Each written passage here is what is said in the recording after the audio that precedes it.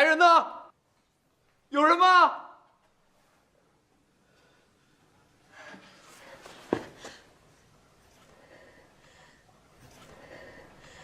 你是谁呀？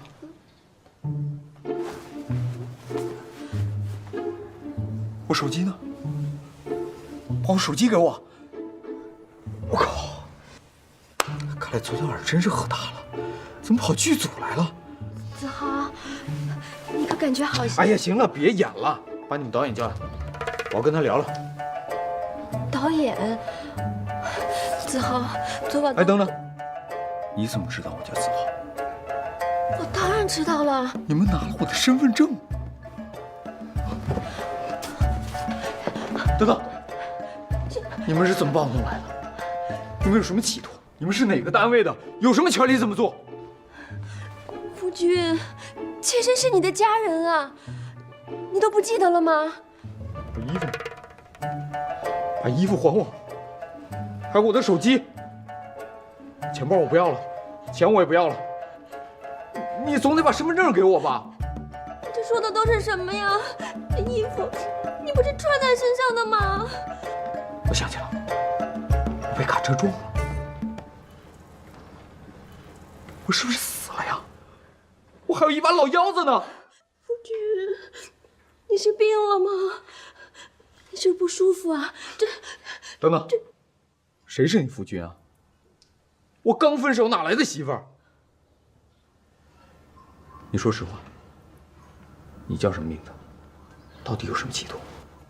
夫君，你不记得妾身了吗？妾身是你的发妻雪影啊！发妻雪影？你别哭了，别哭了。看来我是真记不起来了。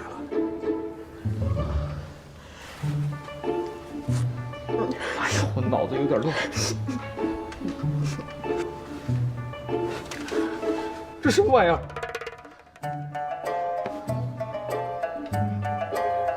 你能帮我好好回想回想吗？这是哪儿啊？这是侯爷府，是咱们家呀。家？就算是家，那咱们家住哪儿啊？夫君，你不会连这都想不起来了吧？咱们家在长安啊。长安？你为什么叫长安而不叫西安？难道你是大汉民族主义？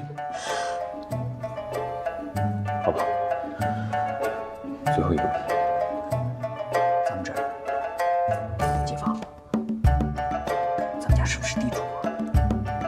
夫君，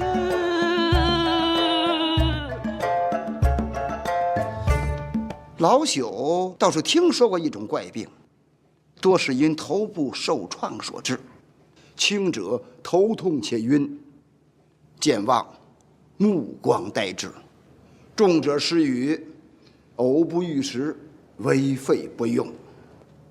老朽妄自猜想，这小侯爷怕不是得了这种病吧？那可怎么办？我只是一时气急，没想到却气坏了夫君。我真该死。夫妻同苦共甘，棒打鸳鸯无散。夫人您行了，行了，行了，这都什么时候了，你还一套一套的。周大夫，这小侯爷的病到底有的治没得治啊？扎上一扎，兴许有效。嗨，这何谓扎上一扎呀？就是扎穴道，有4阴针、4阳针、4大总针、8法神针、9转还阳针、马丹阳12针、鬼门13针。这听着邪乎，这咋还兴许奏效呢？俗话说得好，扎一针胜过吃10副药，扎针拔罐，病好一半。那太好了，那快扎吧。且慢，俗话又说呀，宁开10副药，不动1分针。这到底扎还是不扎呀？不斩。我还是给小侯爷开10副药吧。夫人，药方在此。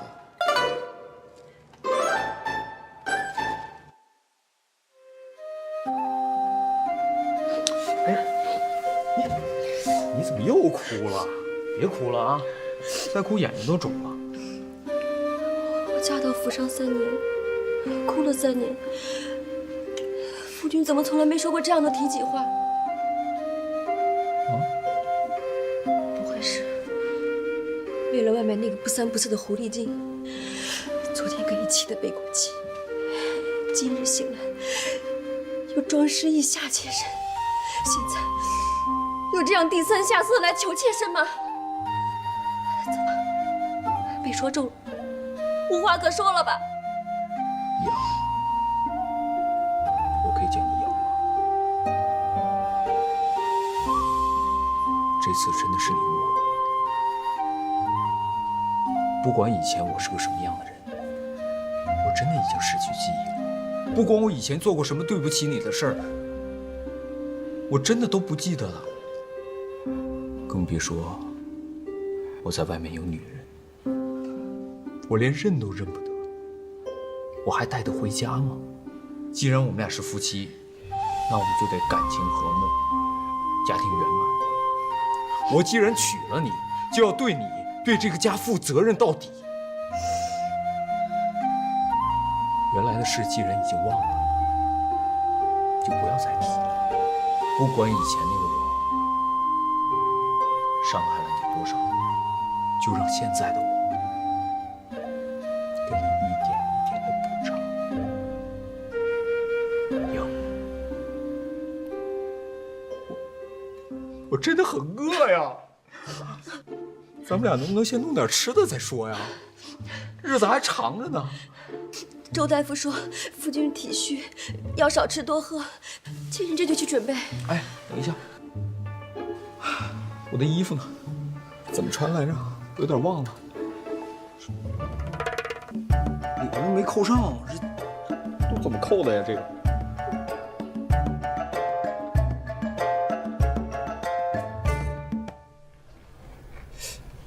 哎，这大户人家的饭菜跟电视上不太一样啊。那些整只猪、整只羊、烧鸡啊、生猛海鲜什么的都在哪儿呢？又不祭祖，哪来的猪羊？还电视呢？夫君能考上个县士、府士，妾身就替夫人和老爷烧高香了。算了，跟你们说话说不明白，先吃饭吧。吃完饭，你带我在家里边转转，我好熟悉一下地形啊。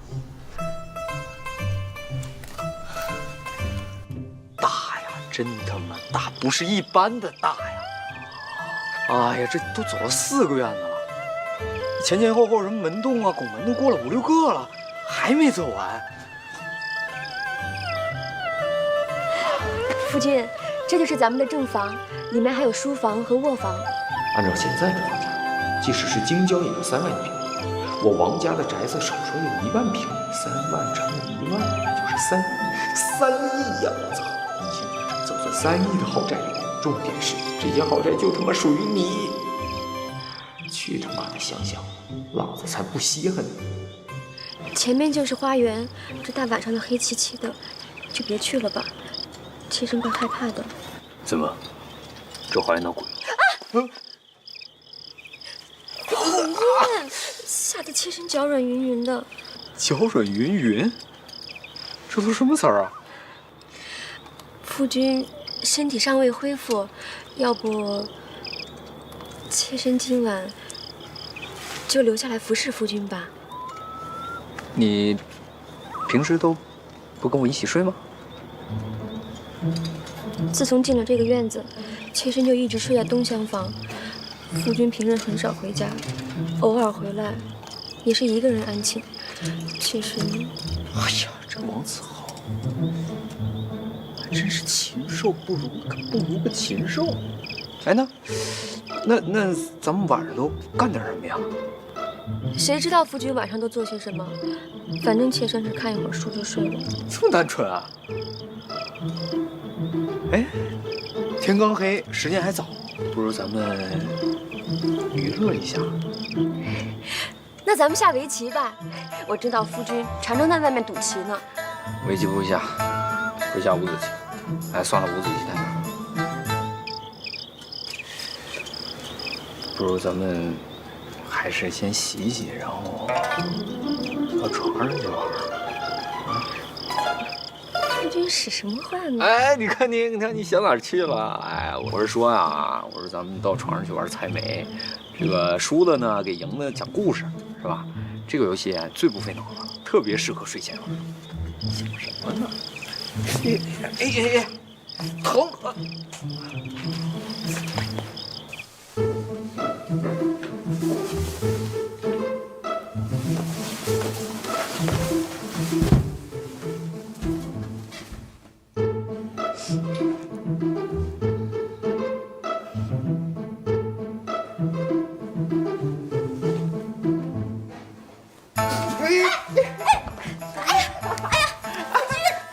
讨厌，夫君吓我！看来夫君真是失忆了，以前就从来不会这样对妾身。那我以前是个什么样的人啊？该不会是个坏人吧？什么是好人坏人？在妾身这里，夫君是大大的坏蛋。哎呀，我是说，我有没有做过那种欺男霸女、鱼肉乡里、放高利贷，然后逼还不起债的人卖儿卖女之类的事儿？这怎么可能？这种事情在长安城里都不多，何况夫君的家教，更不可能做出这样的事。不过细细想来，夫君虽然不学无术，但也不是什么坏人，对街坊邻居礼数周全，对下人们也和和睦睦。可是，怎么对妾身就这样冷言冷语呢？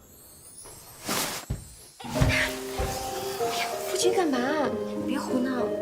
王修啊，王修，这件事算是你积了大德了。娶进门3年的媳妇儿，你嫌弃人家出身低，愣是一手指头没碰。哥们儿，我真心谢谢你。哎呀，夫君，你把蜡烛灭了。可是，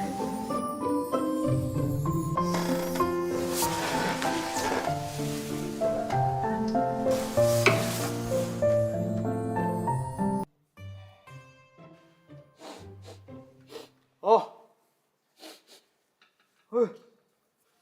哎呀，臭了，都臭了。夫人你也臭了，多久没洗澡了？春种到夏收，洗了好几回了。春种到夏收，多少次梦回唐朝，如今他妈梦都碎了。夫君，二女，水烧好了没？别弄得跟烫死猪似的啊！老爷，水还要再烧烧，柴火有些湿。好吧，你快去。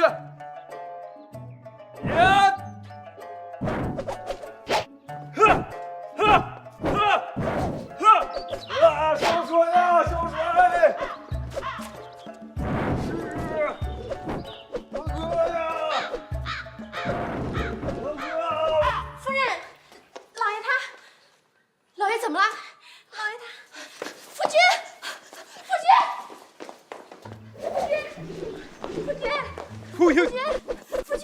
你怎么了，夫君？啊？怎么了？出什么事了？你怎么了？没事啊，我在晨练啊。晨练啊？晨练就是每日练习，能让身体健康，百病不侵啊。刚才二女来说你3一正抽风呢，吓坏妾身了。听他胡说。哎，要不要以后为夫把此术传授于你，你也好授予天齐，与我共享仙福啊？你不愿意？哎，来，试一下嘛，试一下，来，啊，使劲儿，捅，用力，我看看，用力啊！用力。哎呀，看来啊，这些功夫确实不适合女人啊。哎，要不然为夫教你骑马舞吧。骑马？还舞？相传这个练了骑马舞的女人可以青春永驻，身材窈窕，这个秀发乌黑啊。你要不要试一下？真的？真的？那试试。1、2、3、4，2、2、3、4，3、2、3、4，4、2。夫君，这姿势，妾身做起来太不雅了。有什么不雅的？不就劈个腿吗？来，哎，二女，来，一块练，快！我还要烧水。你烧什么水？这好，来，我们继续。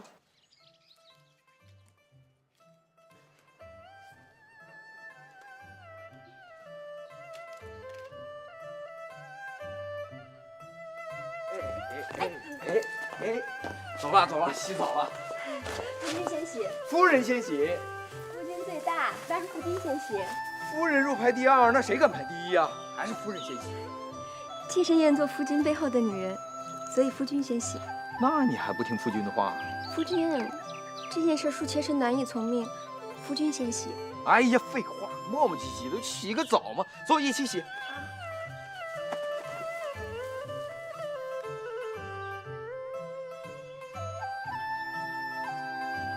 哎，夫人，妾身自己来。害什么羞啊？不是说好一起洗吗？哎，人家就是害羞嘛。哎呀，夫君先出去，先出去。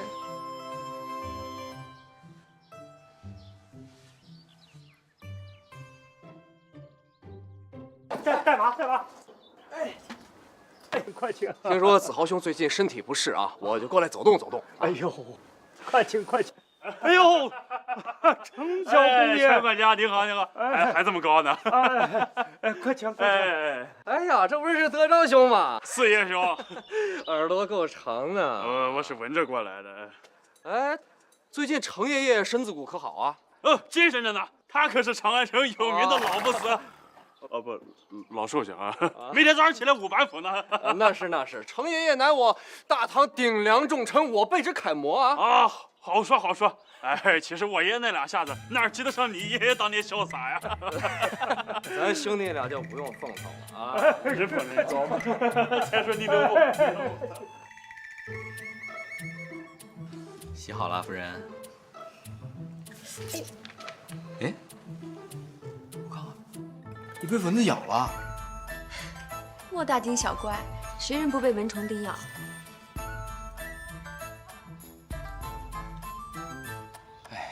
要是有瓶花露水就好了。夫君说的什么？啊，没什么。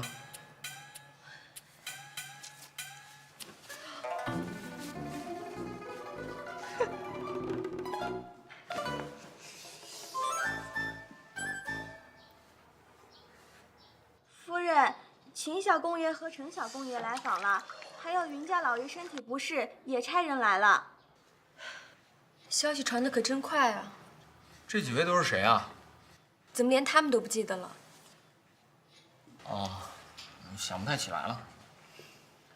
秦玉秦小公爷是胡国公秦叔秦叔宝的孙子，而程初程小公爷是卢国公程老将军的长孙，这2位都是夫君的好友。而云老爷，云家庄的，跟我娘家也算是远亲，看着王家家道没落，惦记咱的田产呢。二女，你服侍老爷洗浴，我去前面接应一下。嗯。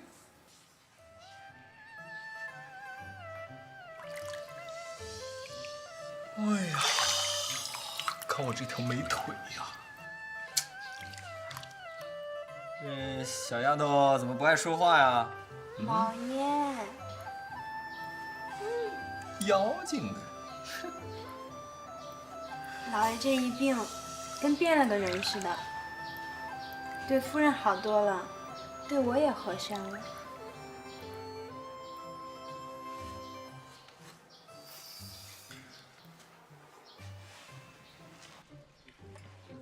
请，里边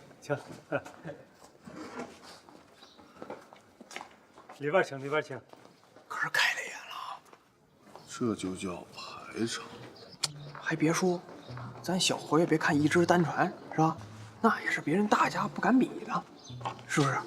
咱侯府很多年都没这么热闹过。你看这么多礼物，仓库也放不下呀。腾出一间房，是，小蝶正在后面收拾着呢。不过东西太多，别招了贼啊！剁碎了喂狗。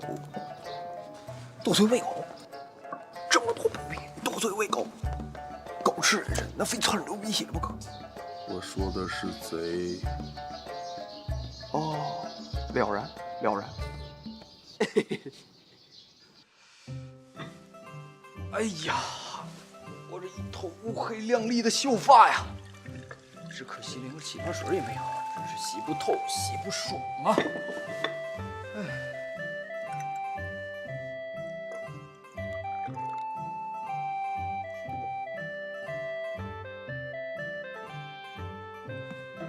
哟，这什么玩意儿？老爷，您不喜欢奴婢给您煎的茶吗？啊，不是，就是太烫了。奴婢帮您吹吹。哎，不用，晾晾就行了，晾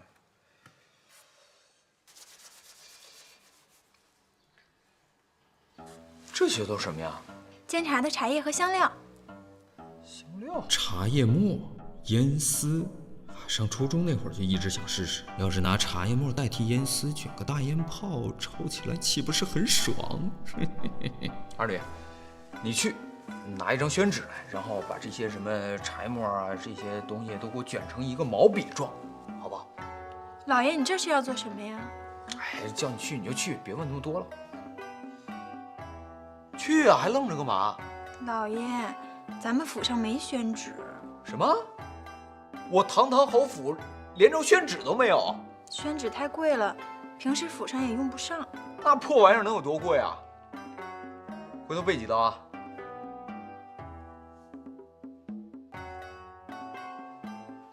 你老看着我干嘛呀？老爷生病了以后，完全变了个人，越发像个侯爷了。那老爷我生病之前什么样啊？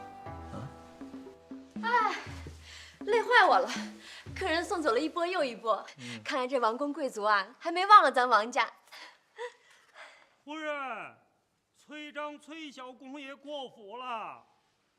夫君，妾身去外面照应着，你要是累了，就上去躺会儿。等，我看看，这大包，疼不疼啊？就是痒痒。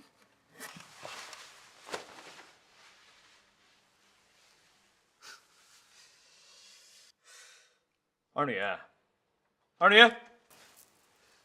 呀，你能不能不要 biu 的一下就出现了，跟个魂似的？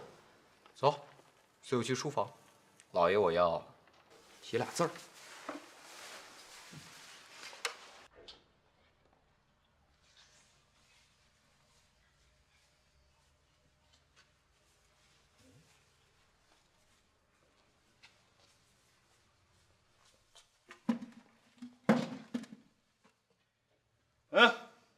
笔墨伺候。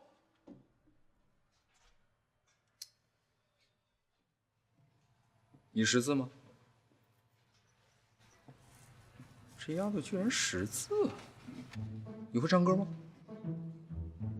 会跳舞吗？会弹琴吗？会跳骑马舞吗？你识字？会跳舞吗？会唱歌？真的识字？看来这丫头真的识字啊！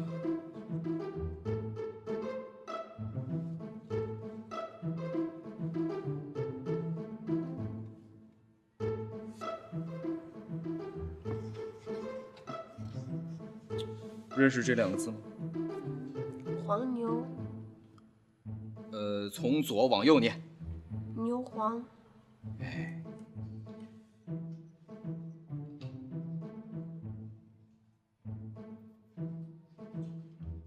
这个呢？麝香。哎呦。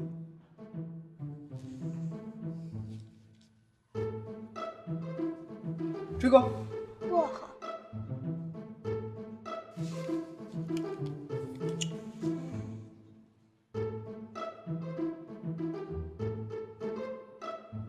这个呢？哎，你要再点头，我马上就要问你微博、微信、手机号。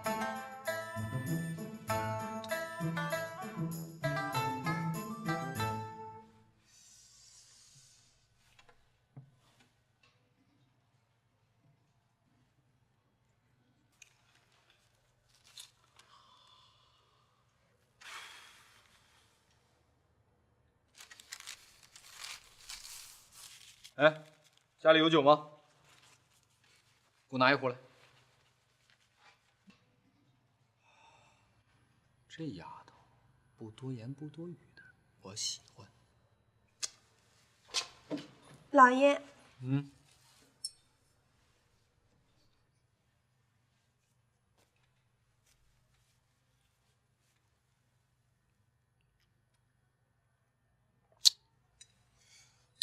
这酒也就20来度啊，这挥发率太低了，得想办法这酒蒸馏一下呀。蒸馏啊，蒸馏。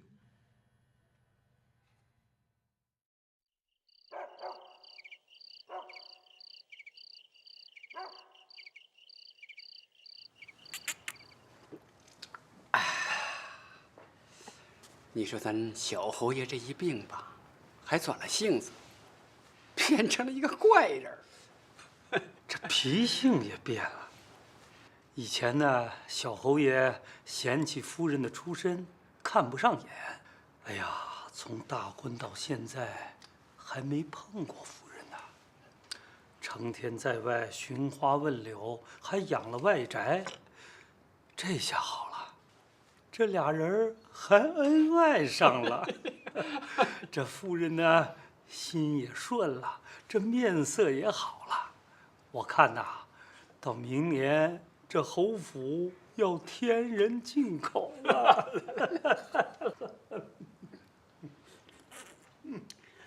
哎呀，老侯爷在天有灵啊！哎呀，这片家业啊，算是有了指望了啊！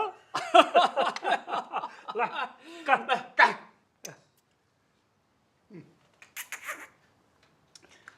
哎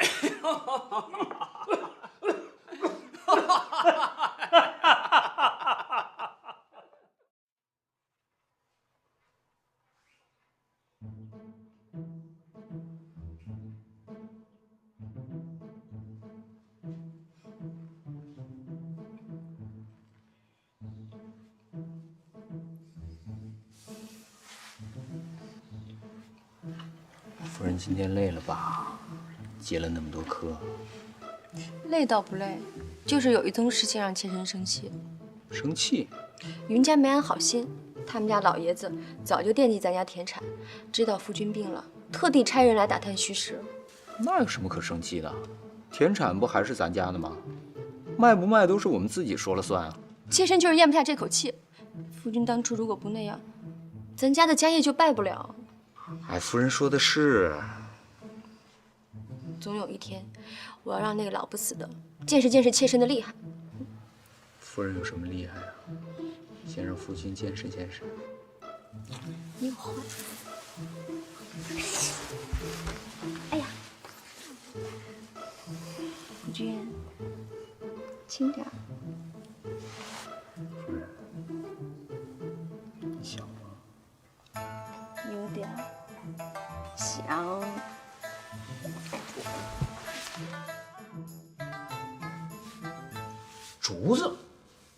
竹子可以做野流管啊！这丫头天生就是个捏背的，手法娴熟，出神入化，提神醒脑啊！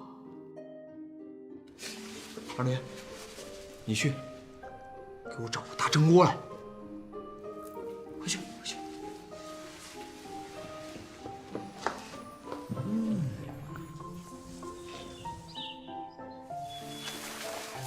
得，就是它了。引流管成了。来来来，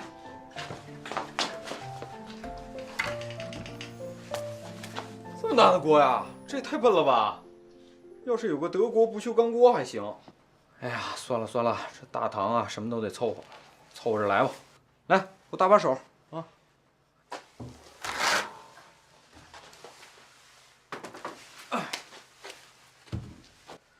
别愣着了，快把酒倒进去，我要把这酒提纯。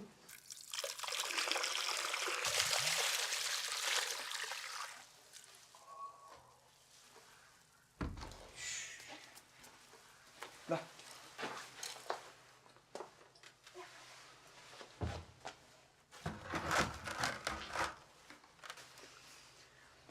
快去把那16味药给我拿过来。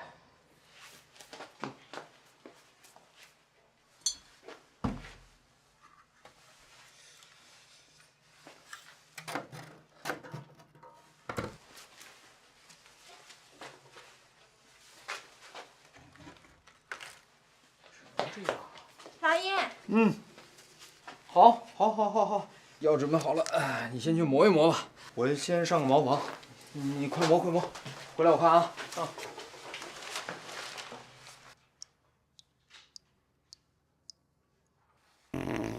泪流直下3000尺，磨啊，爽，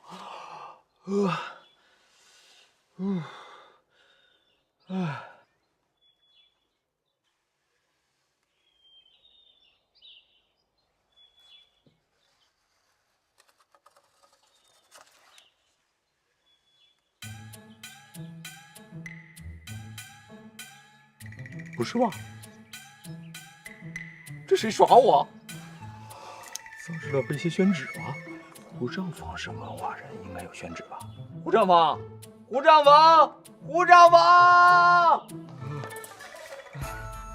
小侯爷，你这是怎么了？啊，你们大堂的厕所，老子算是见识了。胡先生，你有纸吗？纸？啊？有宣旨吗？小侯爷，如厕的时候还要写字啊？我写个屁字，我擦便便啊！擦便便？何谓便便？老奴从来没听说过呀。便便就是屎，你非逼老子说糙话是吧？老爷，我要擦屎，听懂了吗？擦屎？擦屎还用宣旨啊？老奴我活了大半辈子，闻所未闻呐。再说了，宣旨这么金贵，老奴这儿哪有啊？难道我王子豪一世英名就要毁在这个棍子上吗？我的清风，我的维达，我的心相印呐！哎呀，小侯爷，恕老奴无能为力呀！哎呀，行了，你退下吧。是。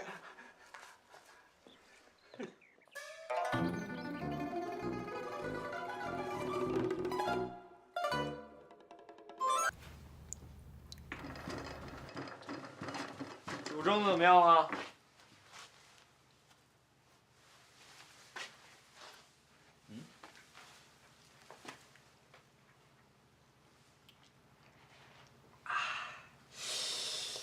哎呀，不错，50度的老白干，味儿不错。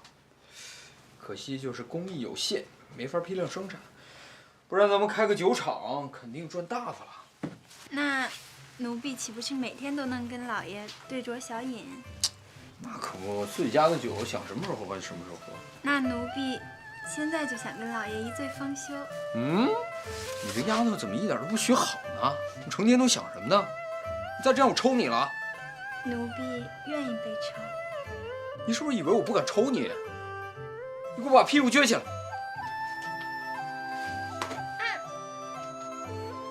你下次这样，我还抽你。奴婢愿意等着下次。你是不是气我是吧？你快一边去，我还有事要忙。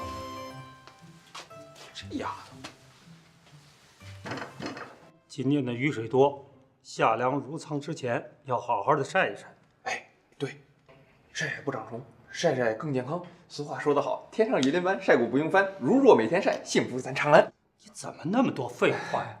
粮食先不晒。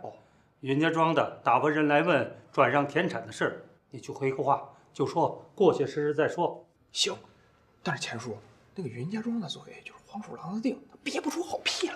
这还用你说啊？赶紧去！哎，得，我这2脚一搓蹬，操啦啦啦啦！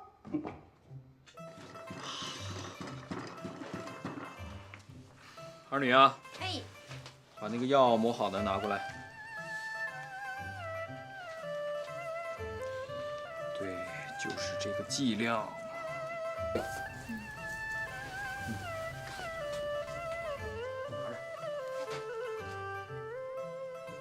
咱们先试验一下。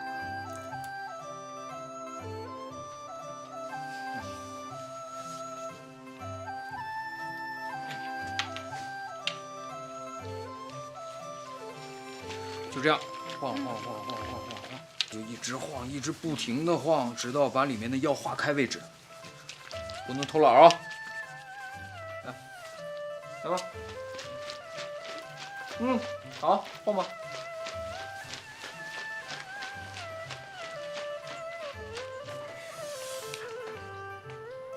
得给这个花露水设计个漂亮的包装，取个好听的名字呀。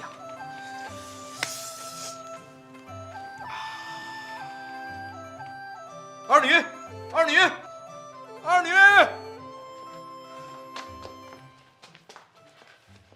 这丫头你还真实诚啊！你还摇呢？快，把这葫芦放那边去，歇一会儿。过来给我按肩。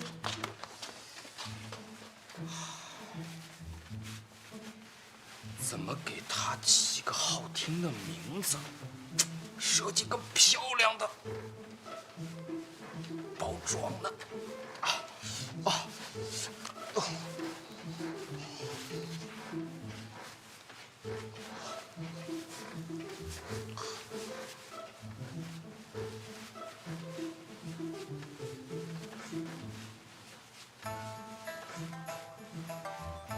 有了，就叫九花玉露啊！通通用那一大扎的小葫芦装起来，再涂上颜色，有意境啊！太有意境了。谁怜芳醉酒，春露到秋风，司空曙，好诗句啊！就叫九花玉露。这小丫头小手可真是神了，她这么一推一捏，我就思如泉涌，智慧百出啊！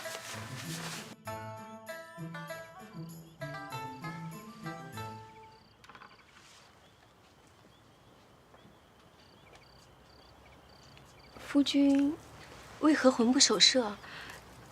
在想什么？没什么。对了，夫人，今日见你大作，无论是文采还是字体，颇具大家风范，堪称极品呐。比为夫真不是强的一星半点儿。哎呀，真是羞死了！夫君都看见什么了？今日在书房，无意中禀见夫人一首五言诗，依稀记得其中2句：“谁怜芳醉酒，春露到秋风。”如此诗句，实乃当世绝品呐！这是我写的吗？我怎么一点记忆都没有了？全诗是什么？读来听听。我只见到这2句，可能是夫人有感而发，妙手偶得吧。哎，不记得也不奇怪嘛。有感而发，妙手偶得。夫君说的真是精辟。谁怜芳醉酒，春露到秋风。这真是我写的吗？难道我也失忆了？二女，笔墨纸砚伺候。夫人，敬你一杯。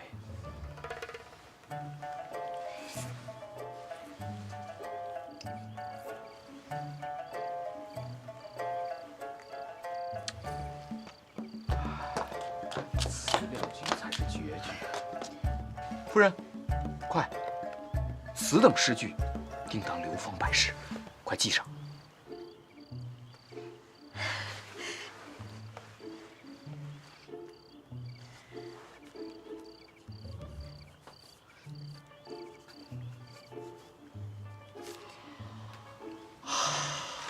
夫人大才呀！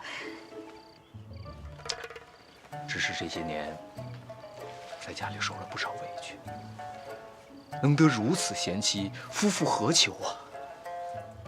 来，这一杯就当是为夫为这几年给你赔礼了。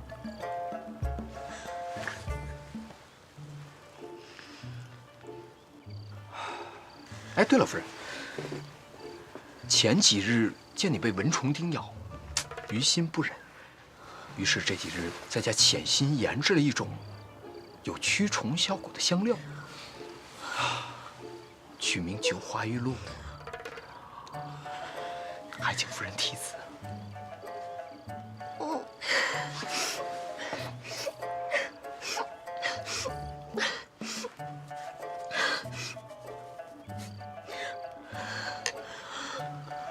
夫人，这天色也不早了，不如咱们回屋采梅吧。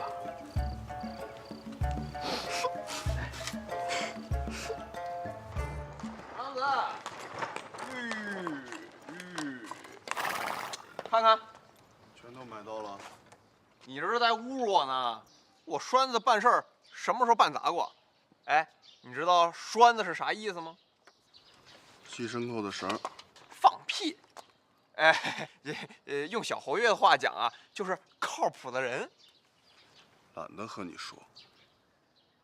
嘿，我还懒得和你们这些粗人打交道呢，是不是？卸货了啊，乖。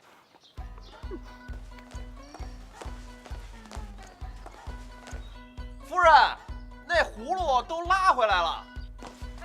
二妮，快去，把东西都给我拿进来。夫君，这九花玉露干根好使吗？真的呀，夫人用了就知道了。夫人，有事儿跟您商量。好，我这就过去。夫人，自从学了骑马舞之后，好像面色越来越红润了。真的？真的啊，越来越漂亮了。讨厌。黑把扎黑。钱管家，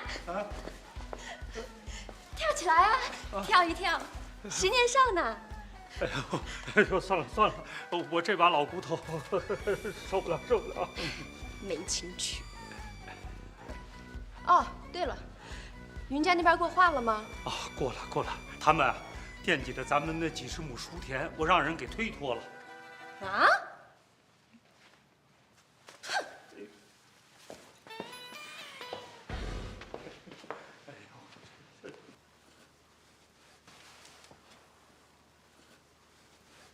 九花玉露，太棒了！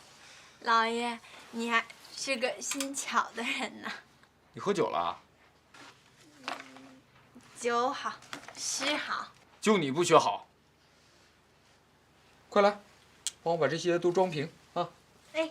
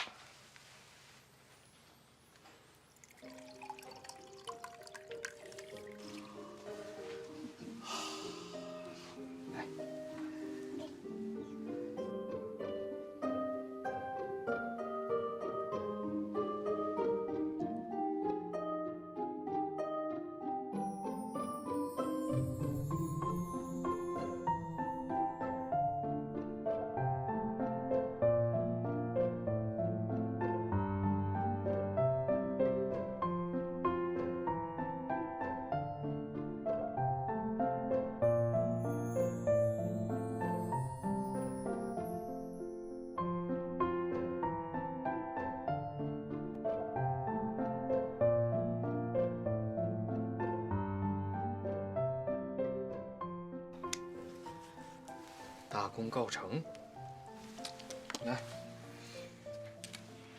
拿着，这是给你的。哎呀，叫你拿着你就拿着，快点。这5瓶是不同的香味儿，擦在身上都能驱蚊止痒。去吧，把夫人给我叫来。哎，等，得了，我自己去吧。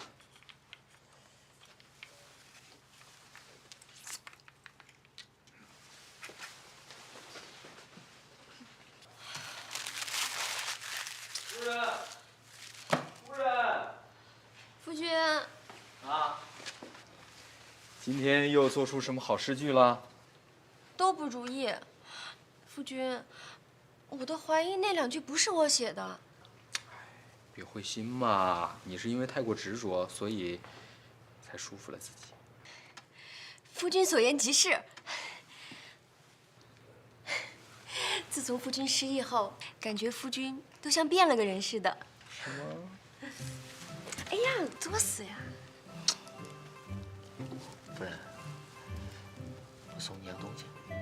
酒花玉露。哎，你怎么知道的？神了！夫君一进来我都闻见了，还用猜吗？快给我，快给我，快给我，快给我！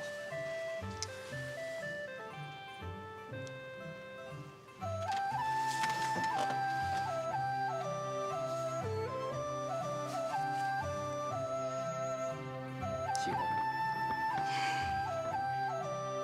这是那天晚上我写的字，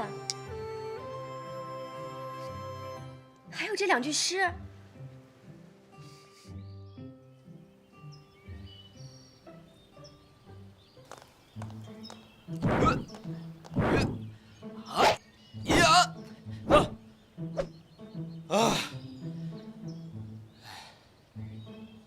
二女，过来，不干什么呢？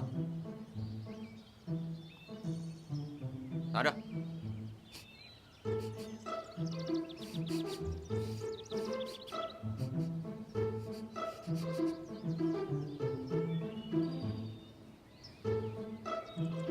你抹了几种啊？5种你都擦了？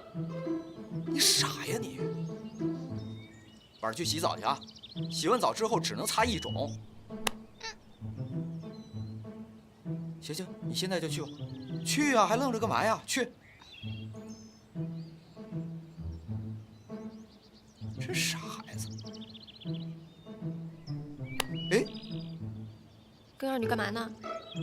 哎呀，夫人，这丫头片子擦那么多酒花玉露，弄得呛人。我教她怎么用的。就像夫君昨晚教妾身那样吗？哎呀，夫人，你想多了。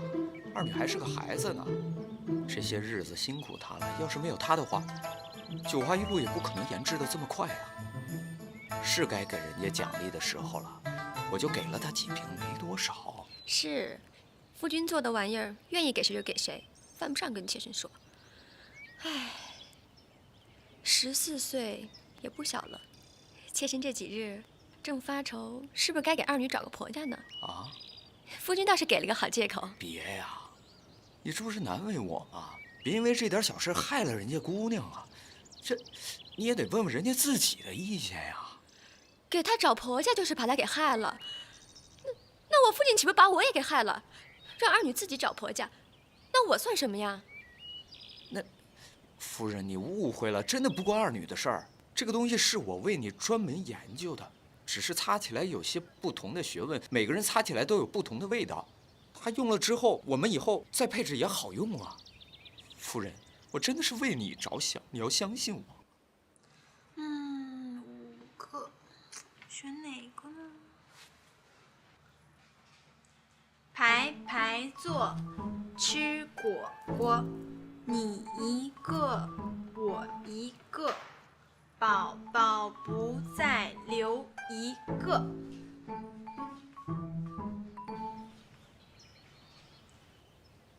那夫君的意思是，一个二女还不够用，要多几个丫鬟不成？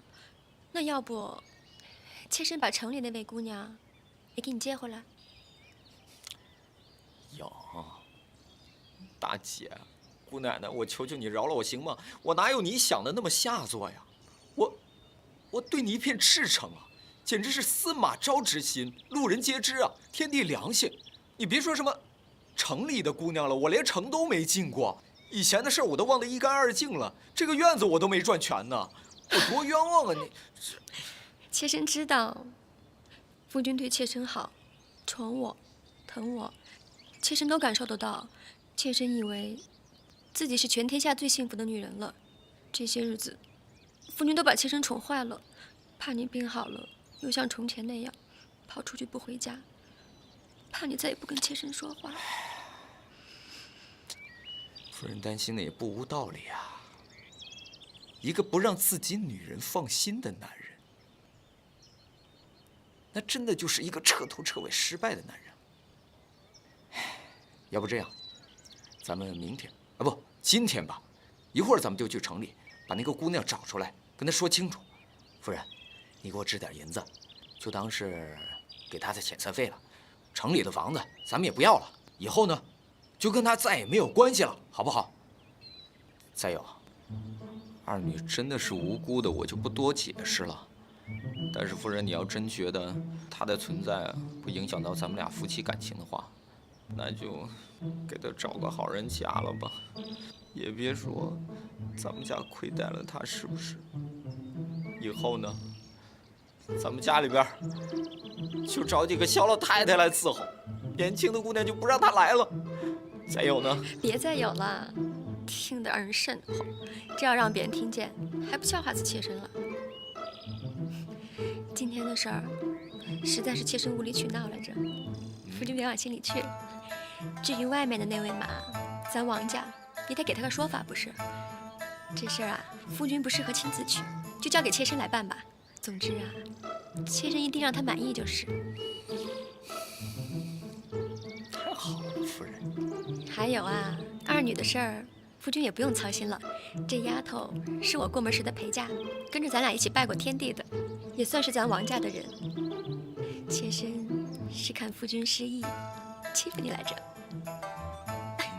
还气我，还气我，气我，气我，真是。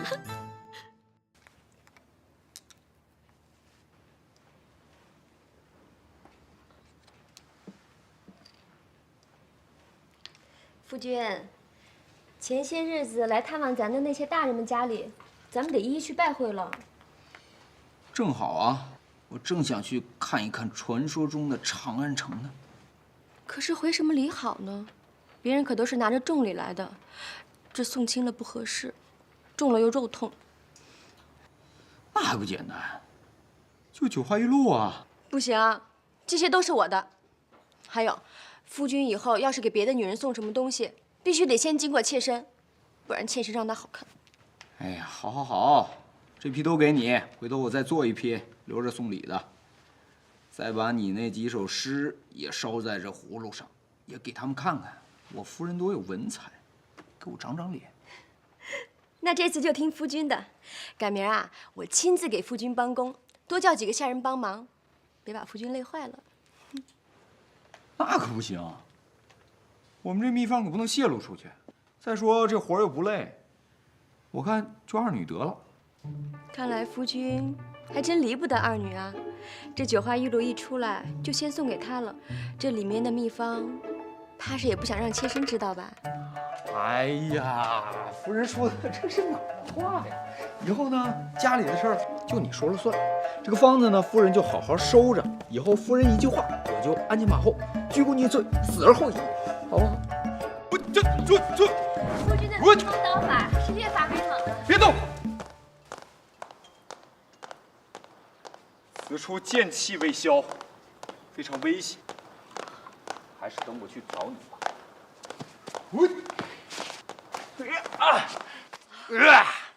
头发长，见识短，此乃独孤九剑，可不是昨天的披风刀法了。哦，是妾身搞混了，还望夫君莫怪罪。不怪不怪，不如为夫就将此独孤九剑传授于你，以后你我双剑合并，剑来剑去的也好驰骋江湖，你看如何？夫君说笑了，妾身一介女流之辈，肩不能挑，手不能提，就算得此剑法，也发挥不了其威力。也罢也罢。哎，夫人今天为何没跟二女一起二呢？脸色看起来也很差，是不是这几日跟我一起上门回礼太累了？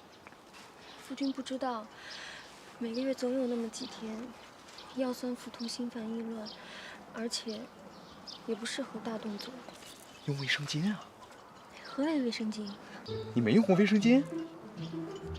夫君说的可是月事布吗？不哪行啊！当然得用那种吸水力超强的那种，左翻右翻前翻后翻都不侧漏的，弹力贴身才行啊！何处寻得此宝？这还得容我三思啊！夫君又说胡话了。哎呀，夫人既然不舒服，今天就好好在家休息吧。程老爷子那边，今天我一个人去。那怎么行？那陈老爷子性情古怪，我担心夫君一个人应付不过来。俗话说得好，程小金上阵也就那么3板斧，哪有这句俗话呀？再过个几百年就有了。反正夫人啊，你在家安心静养，卫生巾的事儿，我帮你搞定。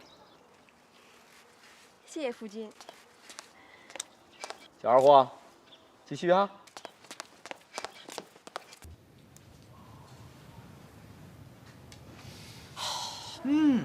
哎呀，真香，香香，真实在是香。见识了吧？啊，这可是从极西之国传来的东西。这卢公程老爷子都知道吧？知道。70岁高龄的老爷子，就用了一滴，就一滴，您猜怎么着？愣是把那100多斤的大斧子耍了整整1夜呀！一大早跟没事人似的，能吗？不可能！你看，不信吧？不信，连我他妈都不信，这可是真事儿。还有，我父亲终日为国操劳啊，身体是每况愈下。我这当儿子的看着心疼啊。昨日，我将这酒花玉露献于我的父亲大人，我父亲不知用法，多涂了几滴，哪成想啊，一夜没睡呀，这洋洋洒洒写了将近100万字的文章啊！一大早上朝，老爷子走着去的，在路上硬是赶上了骁骑卫罗大人。这罗大人那是武官啊，平常骑的那是皇上御赐的特了标啊，日行千里的宝马良驹啊。就这样，一人快马飞驰，一人悠然自步，两人拉着家常，竟然一起到了。哎呀，还真神呢！哎，真神！这个东西真有点神。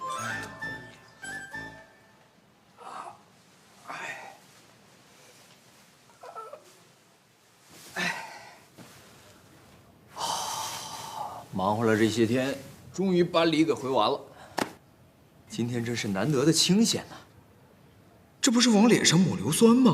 甭说是古代，就是现代的化妆品也是花钱买糊饼啊！哎，我不是跟你说过吗？别老往脸上抹那些胭脂粉黛的，抹多了会毁容的。夫君，妾身今日要参加离县侯夫人的品诗会，夫君就迁就一下嘛。你昨天不是参加了吗？昨天是齐郡主举办的，和今日不同。那你今天又不陪我呀？我还想进城逛逛呢。让二女陪夫君去吧。一会儿妾身跟管家说一声，让他给夫君备上马车和随从，好不好？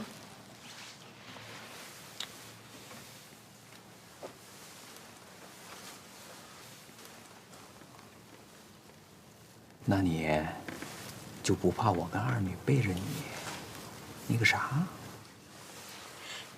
妾身早知道夫君想了，夫君和二女那个可要偷偷的，妾身假装不知道，不妨事儿。陈雪影女士，你这样很奇怪，我非常不习惯，好吧？夫君，妾身屡屡收到邀请，都是夫君的功劳。以前啊，妾身因为出身的原因，都不敢跟那些有身份的女眷在一起，甚至想都不敢想。可如今，都是因为酒花玉露，各种聚会，妾身都无暇分身了。那我可真跟二女去了。不过你真得听我的，这些东西少往脸上抹。你说你年纪轻轻、漂亮佳佳的，不用这些东西照样好看。夫君对妾身最好了。这几日啊，妾身才知道那些个女眷啊，别看表面风光，其实没几个幸福的。那些公爷侯爷，哪个不是妻妾舞女成群？像夫君这样对妾身宠爱的，真是少之又少。夫君，以前是妾身不懂事儿，太糊涂了。妾身以后一定改掉嫉妒的毛病。妾身知道夫君喜欢二女，所以今日夫君就跟二女单独在一起，让妾身适应适应。夫君意下如何？有这么适应的吗？你说你才跟那帮女人在一块儿多少天了，就学坏了？你再这么说话，小心我抓了你出不了门！夫君饶命，妾身再也不敢了。妖精，白天就放过你，晚上我再收拾你。赶紧收拾，收拾完吃早饭，我先走了。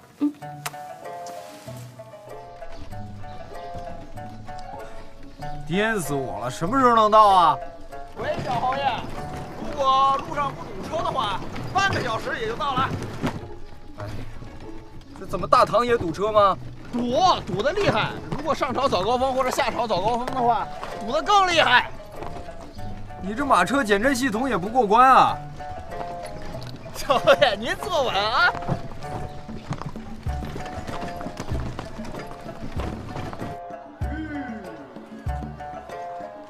小侯爷，二夫人，咱到了，到了，到了。嘿嘿嘿。哎呀，够热闹的呀！都赶上王府井步行街了。小侯爷，这是咱们长安街的西市，是整个长安城里边最热闹的地方。要不您和二夫人先逛着，小的这马也该喂了。好，你也歇歇啊。哎，我们进去逛逛。好嘞，侯爷。走。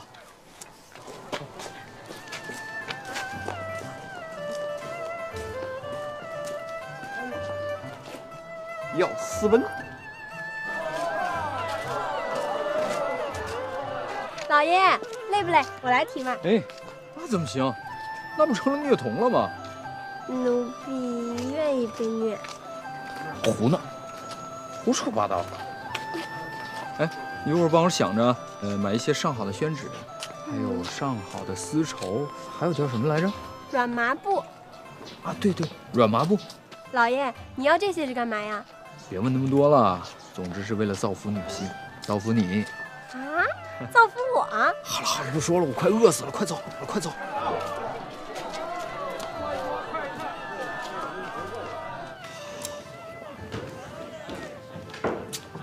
你站着干嘛？吃饭呢？快坐下，这不是家里边，哪有这么……子豪兄，哎，这位仁兄是叫我吗？子豪兄，才不到2月你就把我给忘了。哎呀，不敢。小弟我之前得了一场大病，现在这个记忆力不太好。哦，坐下说嘛，坐下说。好。你是欠我银子还没还吧？子豪兄说笑了，我是张胜啊。你长安城的邻居，子豪兄都忘了？失敬，张兄，我这个记忆恢复的不行。我还是没想起来我的什么邻居？你张兄家住何处啊？看来子豪兄真是失忆了，难怪你上月初离家一直未归，您夫人非常着急呀。夫人，这位姑娘是……我给你介绍一下啊，这位是贱内。不才失礼了，拜见嫂夫人。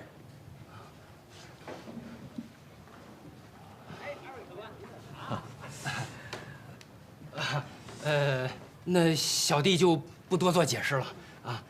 小弟家住西门里，陆家牌楼，子豪兄可有印象？如此，小弟就告辞了啊。走了，不多坐一会儿吗？那就再多坐会儿了。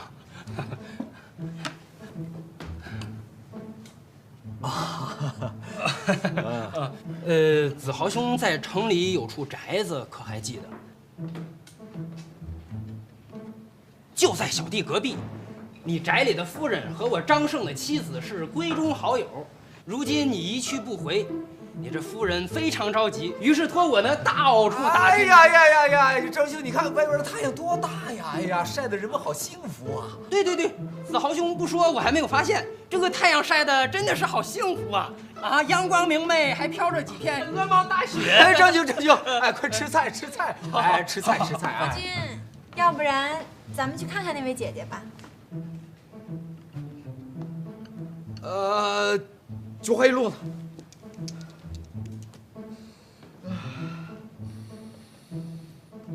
子豪兄不舒服啊？这个老毛病了啊，不要紧。那小弟去雇辆马车，咱们这就去看看夫人。真去啊？夫君，那能不去吗？还有甲呀。啊，去嘛去嘛！啊，就当逛街了嘛。去。知道老爷我为什么不让栓子赶车了吗？笨，因为今天的事儿，只有天知地知你知我知张胜知，不能让第4个人知道，明白了吗？唉，今天的事儿想好怎么办了吗？老爷，如果今天咱们不来的话，那个武姬横竖也是个死，就算夫人把他打死在西市，也没有人管。老爷一会儿进去把他偷偷杀掉。反正老爷也有契约在呢。啊？哪儿呢？这个是上月老爷晕倒的时候，奴婢从您身上拿的。臭丫头，拿了我的东西为什么不给我？你那个时候对夫人不好，奴婢替夫人生气。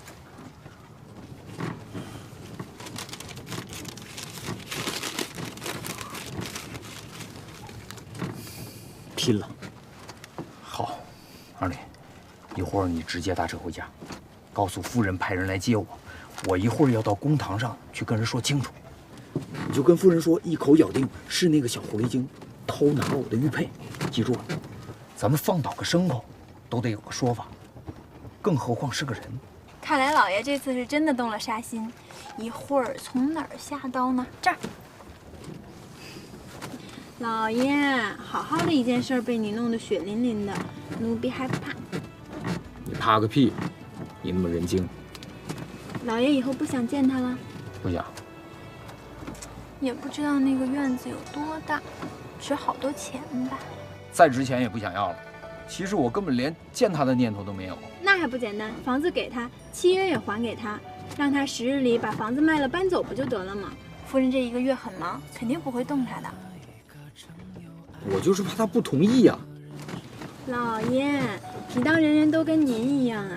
您从小就高高在上，您怎么会知道下人的想法？一个武姬根本算不上人，下人还有个人字。今天您把卖身契还给他，他就可以堂堂正正的当个人了，去官府上填个户籍，体会做人的甜蜜与辛酸。唉，想不到这古代女子如此守信，想想当今这儿了，哪儿这么容易就给打发了？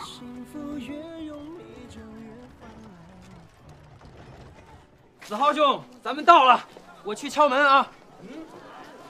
哎，这就过来。哈，这件事啊，就让贱内来解决就行了。哦，子豪兄言之有理。那小弟就先告辞了。啊，好，告辞。后会有期。后会有期。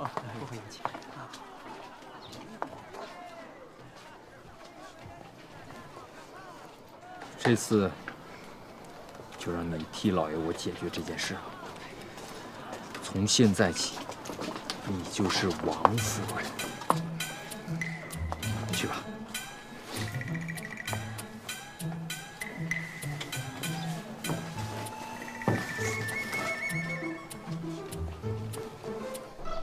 看着我，哎，看着我。想吃不想？想吃啊！想吃，告诉我，小侯爷和二夫人是不是密谋私奔去了？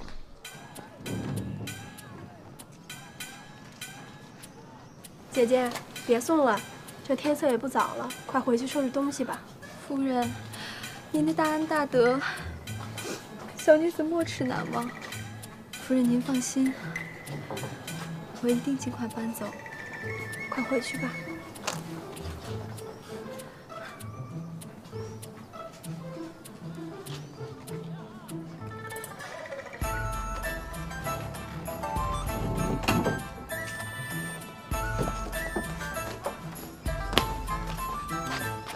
怎么样，成了吗？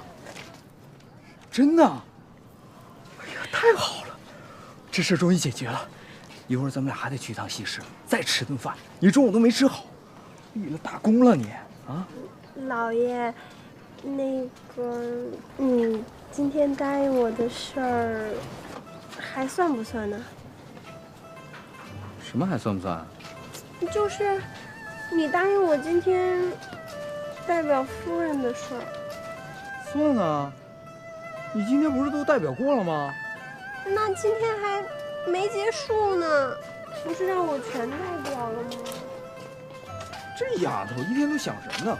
一点都不学好，收拾你啊！那老爷说的到底算不算数？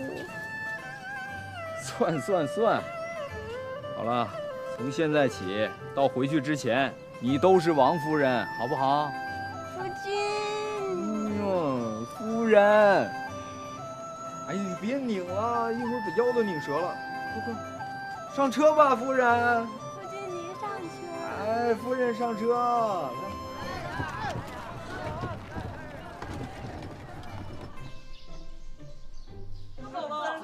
要不要走啊？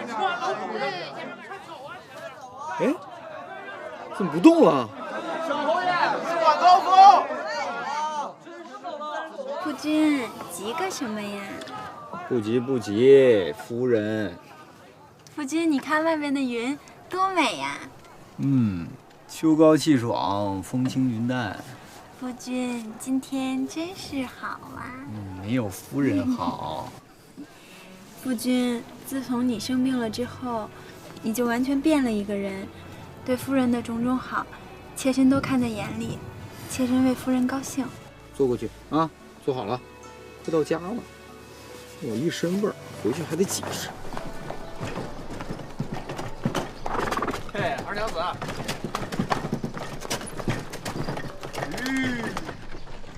小侯爷，咱到了。小侯爷回来了。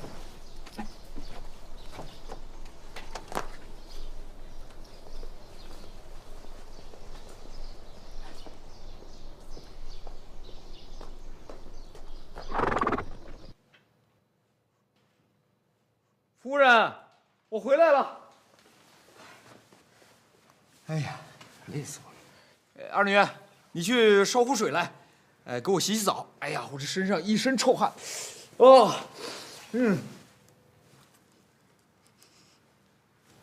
哪里臭？夫君今日很香嘛。啊，对，我差点忘了，今天我特意去素颜斋，给夫人买了一瓶绿色无添加的上等胭脂。新上市的品种，啊，我最喜欢的味道。听说是金秋限量版的，只发售250套，啊，那现场火了去了，人山人海的，我好不容易才挤进去，挤得我一身臭汗，我得去洗洗。哎，等等，夫人有何吩咐？二女今日服侍的如何？夫君可还满意？不好，太不好了！这丫头傻不拉几的，笨手笨脚，气得我真想抽她。夫君息怒，那丫头好歹是我的陪房丫头，教训她是我分内的事，就不劳烦夫君了。我这就去抽她。哎，别！对待小孩子应该以教育为主啊，打坏了就不好使唤了。我就说说，还没真抽呢，夫君就心疼了。哎呀，我差点忘了啊！这是我给夫人特意买了一个镯子，你看这颜色、这质地、这款式，简直就是给夫人量身定做的呀！快，夫人戴上，我看看好不好看，真是太适合夫人了。我真喜欢，谢谢夫君。不用谢。这么绿，太好看了。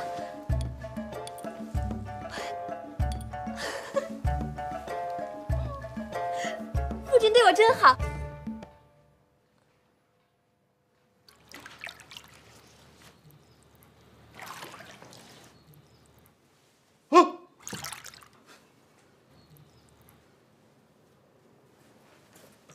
我什么也没看见啊！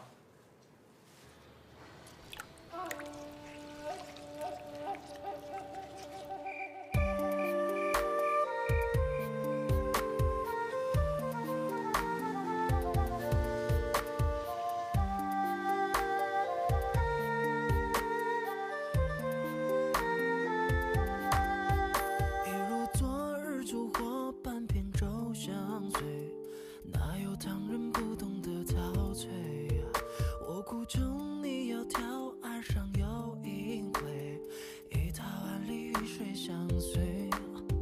你穿错了嫁妆，才能有快乐。才层颜值也爆美啊，一声戛然而止，庭前的别闹，妄想中你潇洒的星座风。夫君，我也想要一个玉镯子。有多少我都给你买。真的？真的。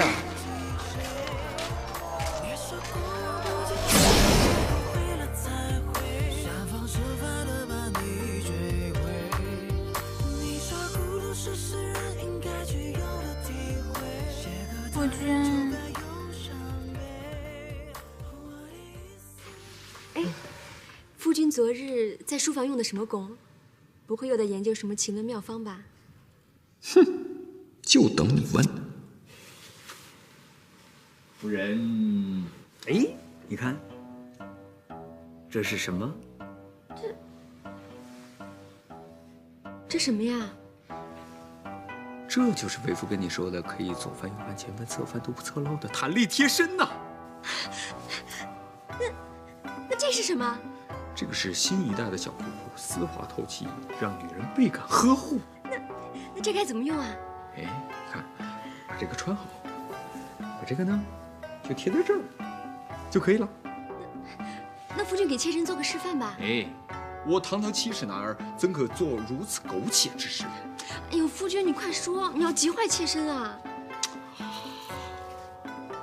将这个放在夫人膝下3分钟。哎呀，夫君快，羞死人了！老爷，程小公爷来了，正在前厅等候。好了好了，我先走了。回来看你穿好哟。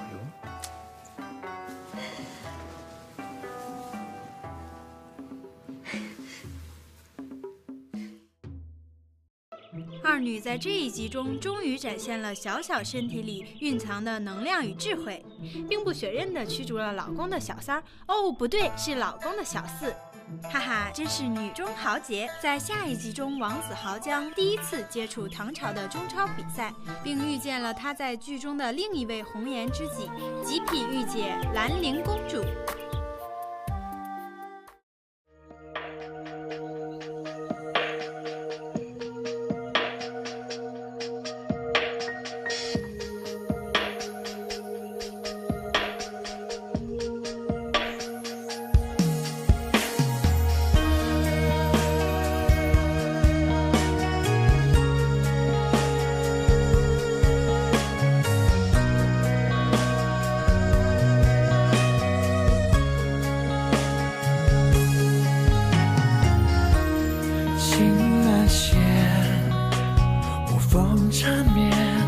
双双功名比肩，30年流水间落花誓言。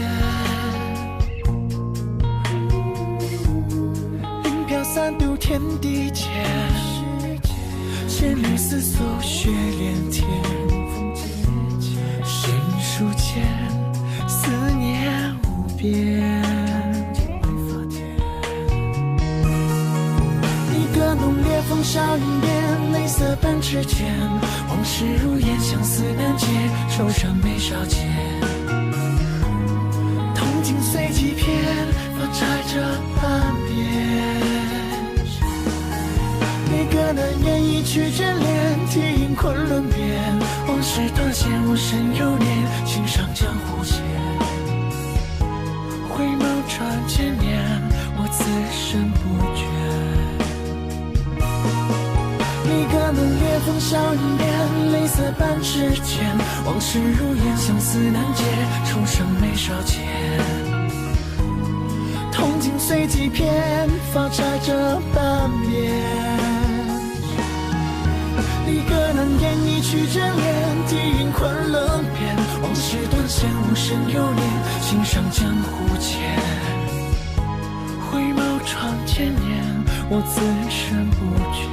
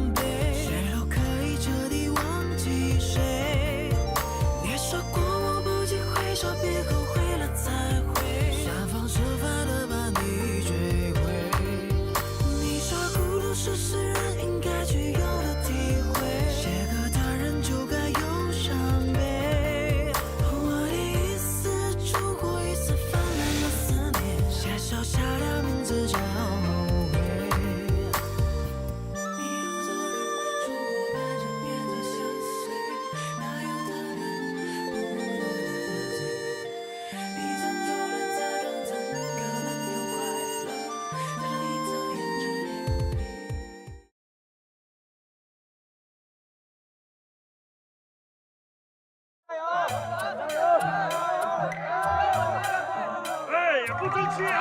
传，打他，打他！你，我教你们什么？打他！你抱他，抱他！你，哎，哎，射呀！子豪说，子豪说，你懂这个？蹴鞠啊，是一种非常讲究这个战略对峙的游戏。你说你这些球员都是死缠烂打、光凭蛮力，这能赢得了吗？啊，子豪说，我萨足球队去年一共40场比赛，3胜36负，惨了。那还有一场，球员犯规太多，禁赛2场。那你战功不错嘛。子豪说笑了。抱他！我爷爷看，爷爷，时常跟我念叨你，说是晚上能上我们那儿坐一下，可好？哎呀，这看球，先看球啊！看球！太光有心了！谁说好球？谁说好球？哎呀！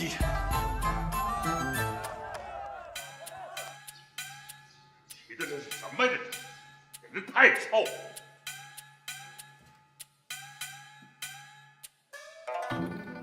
程爷爷，拜见程爷爷。爷爷，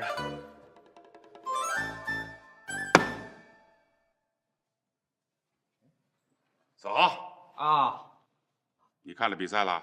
回程爷爷的话，今天我去看比赛了。这场比赛真可以说是精彩激烈，荡气回肠啊！萨子路队也可以说是虽败犹荣。哼，败就是败，还荣个屁呀！老夫的面子全丢尽了。要不是你在啊，我非得揍这个小兔崽子！程爷爷息怒。纵观全局来看，我认为今天我们的球员都发挥出了精湛的球技和无畏的拼抢精神。就算在落后对方14比分的情况下，仍然毫不气馁，这种永不放弃的精神真是难能可贵呀！可是比赛啊，跟打仗一样，看的是结果啊。对呀，这点德昭兄真是难辞其咎啊。可我一直在想，我们的单兵素质那么强，为什么会大比分落后呢？很明显呀，缺乏配合，有勇无谋。老爷子高见，我认为球员之间的配合非常重要，应该在赛前做一些针对性的训练，对待不同的对手有不同的策略，变换不同的队形，还有应该把每个球员安排到能发挥到他们特性极致的位置上去。最关键的就是这个教练应该学会随机应变，这些都是我们应该注重的问题。子豪啊，深藏不露啊！小小的年纪竟然懂得蹴鞠之说，这些也都是从我父亲传给我的那本武牧遗书中看到的。没事我就翻翻，略知皮毛。皮毛，知道就不错了。来，坐爷爷这儿啊，坐。谢谢程爷爷。哎呀，子豪啊，现在这个冬季大赛马上就开始了，我们这个队啊是6连败了，再不扳回来，6年倒数第一，老夫这面子往哪搁呀？啊！现在呢，我想请你当萨子路队的总教练。真是嘴给婶子惹祸呀！看来这次躲也躲不掉了。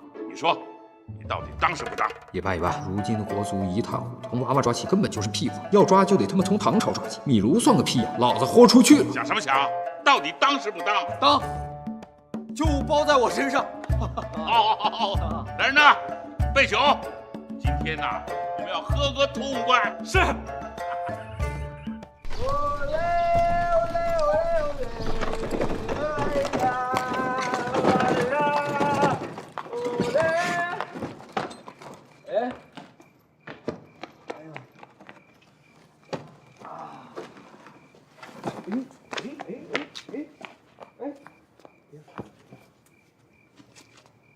小侯爷能行？能行。夫人啊，不让你们这些人去后宅，实在是难为你们了。老是那么跑前跑后的。后来我琢磨了一下呢，咱们要弄一个土电话。夫人，夫君，夫君，夫君喝多了。没喝多。夫君，我有话跟你说。什么话？真的是太神奇、太舒服、太贴心了。什么东东？就是夫君早上送给我的那个很贴身的东东啊。夫君，你看，怎么动？怎么动？怎么动？怎么动？怎么动都不怕。夫人喜欢就好，喜欢就好。谢谢夫君。怎么谢？等过几日齐心身体好了的。好。哎呦！这么早就来了，还真是干事业的人哈。哪里啊？先说。主要是秋天的比赛要再输的话，爷爷非跟我抄斧子不可。那就走吧。昨日的比赛有数名球员受伤了，今日也是不宜再训练啊，过个4、5日再说吧。今天不能训练，不代表不能总结经验啊。昨天新办，这不正好组织大家总结一下经验，讨论一下战术，再回放个录像看看什么的。子豪兄，我今天带你去同福楼对诗会的。对诗会？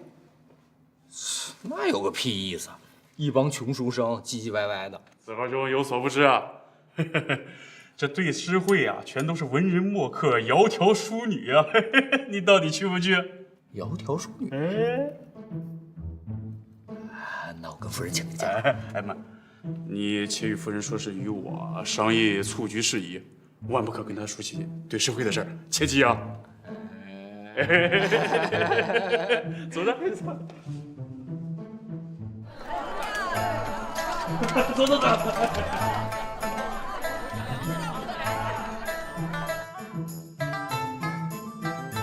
二女，夫人，你喜欢老爷吗？一流看不出来，人小鬼。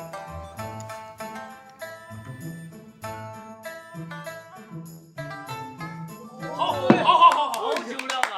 德州兄仗义啊！兄弟海量啊！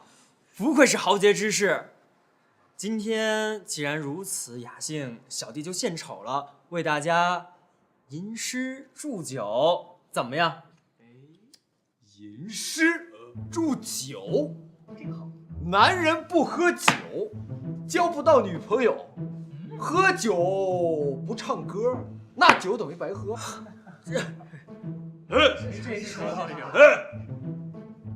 说得好，子豪兄一语就道破了这喝酒当中的玄妙啊！既然如此，诗人，那我就献丑了啊！前边。蒹葭苍苍，白露为霜。所谓伊人，在水中央。好，怎么样？小弟我斗胆，献丑了。也为列位啊，献诗一首。程兄要来一首，你回去。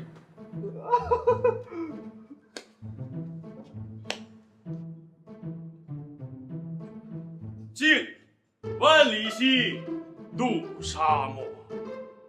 为君将亲，奋匈奴。路穷越兮，诗人催。世中亡兮，民已退。老母已死，虽欲报恩，将安归？我听我爷爷念过。你爷还会念诗呢。哎，好吃。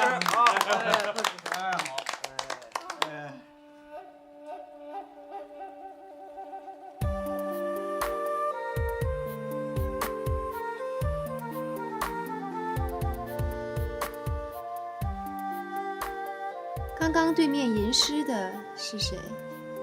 回公主是通国公崔老将军的孙子崔章崔氏人。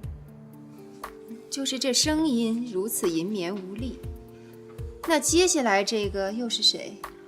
回公主，这位是程老将军的孙子程初程多昭。果然有程家门风，就连这嗓门都颇有金歌之声，吓得本宫心惊肉跳。哎，各位兄台，今天大家聚会，我发现子豪兄一直都不动声色啊，没错，是不是？久闻子豪兄可是诗画双绝，不如借景旁色，作诗一首，也给我们添添情趣，让我们见识见识子豪兄的大才，怎么样？没错，子豪兄来，诗画双绝可不敢当，不敢当啊！小弟前日那个脑袋犯那个病，现在还不太好，诗画这个记忆已经忘了。各位要是不嫌弃呢，那我就给大家来个舞刀助兴，如何？好，太好了！那小弟就献丑了。我这个降魔刀法，可是我在失意之间用心悟道，总共864式。耍起刀来，刀在人在，精尽人亡。你们大伙儿都给我闪开！快刀！此刀法怎么如此有韵律？抖刀，完全没有见过的刀法哎，与众不同。甩刀，拧刀，此刀法果然新颖。再有就是暗器了。哇！暗器我喜欢。厉害！这个人是谁？他在做什么？回公主，此人便是因诗议政而传遍长安城的王修王子豪，他现在正在舞刀弄枪，其套路招式极为深奥，奴婢看不明白。他就是王子豪，那九花玉露就是他配制的。他还有一个才情双绝的夫人，是不是？是，正是此人。有点意思。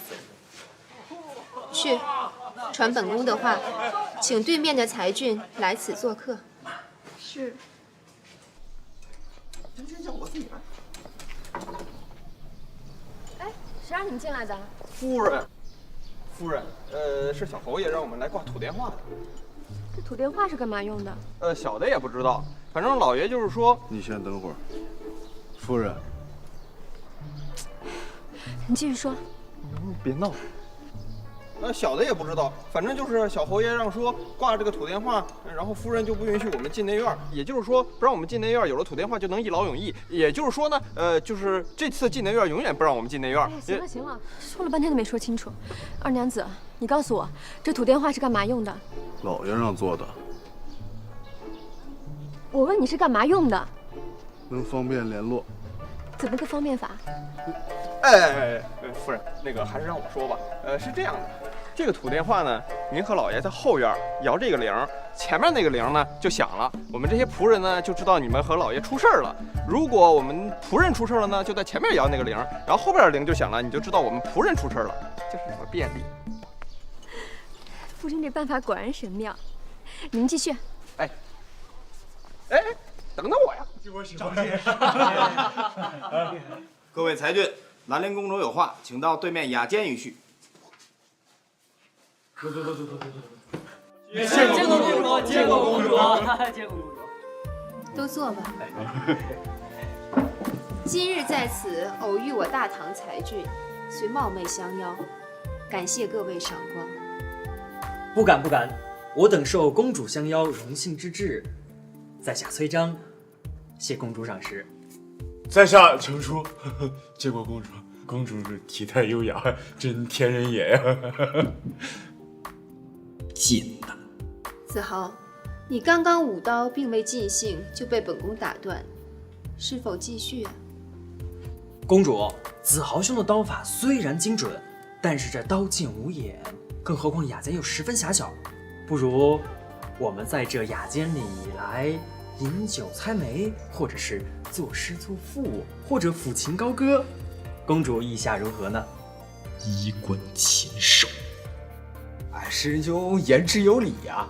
不过我病后失忆，诗词歌赋我看就免了吧。要不咱们换点别的？哎，不行，这个可不行啊！都是禽兽，想看我的笑话，没那么容易。子豪，既然大家都不同意你取消，那就按世人说的办吧。一会儿你若真觉得为难，本宫替你向他们求个情，如何啊？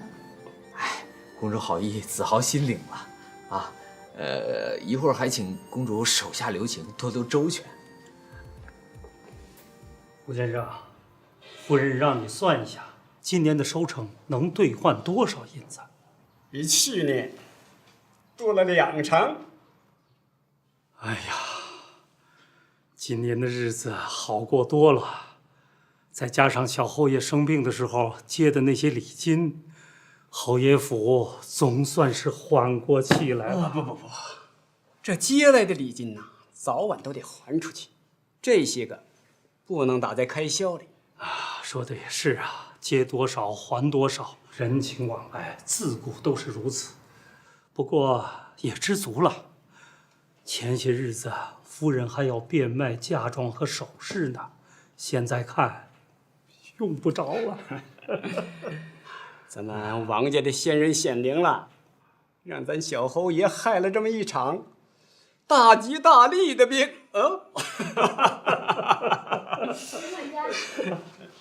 钱管家。夫人，夫人，把礼品里那些药材都运到我娘家去，放到药房寄卖了吧。别忘了跟我大哥说，都是上好的药材，一定要现银入库。是，夫人。子豪输了，子豪输了，公主赢了，公主赢得好。我输了。知道为什么输吗？输就输了，还用知道为什么？我给了你5枚棋子，你手里有3枚，还剩几枚啊2枚啊。那你为什么把那2枚棋子放桌子上？子豪输了，公主赢了，子豪输了，公主赢了，公主赢了。子豪，用不用本宫替你向他们求个情啊？哎，不用，既然输了，我就认罚，别坏了规矩。那我就吟诗一首。好，听了，挺好，来了啊！老子就嫖上一首，让你们都傻眼。快点，别墨迹了。说呀，快点。宝轮金地压人寰，独坐苍冥起玉关。北岭烽烟开未却，南轩气象震商山。霸陵车马垂杨里，巾帼城池落照间。暂放尘心游物外，六街钟鼓又催还。还让人活吗？不是说这失忆了就不能做事吗？这还让人活吗？好吗？好诗。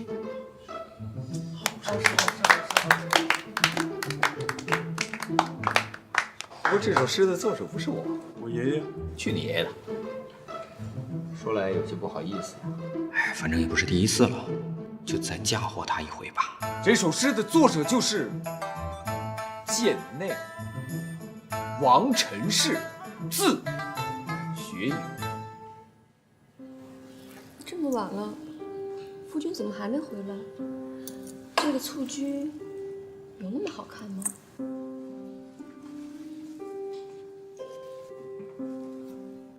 该不会是旧病复发，又去找那个狐狸精了吧？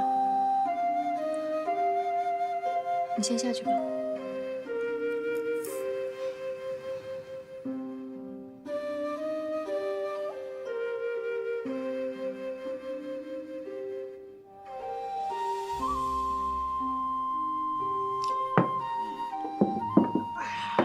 子豪兄可真是好福气啊，娶得如此才女，真是羡煞旁人。子豪兄真的是可怜呐，妻室才情如此卓绝，这平日里子豪兄该如何在他面前昂首挺胸啊？是啊，是啊，此等女子只可远观，不可迎娶。我如遇此女，定然以死相拒啊！哦，二位说的没错，子豪兄惧内的这个事情是真的。你不知道，他每天都围着他夫人的裙子打转呢。而且你知道吗？他上我们家用餐都要请下人回府禀报。真的，这听我跟说了啊。你知道吗？只要他夫人派下人来我府上来一趟，你知道他的表情是什么吗？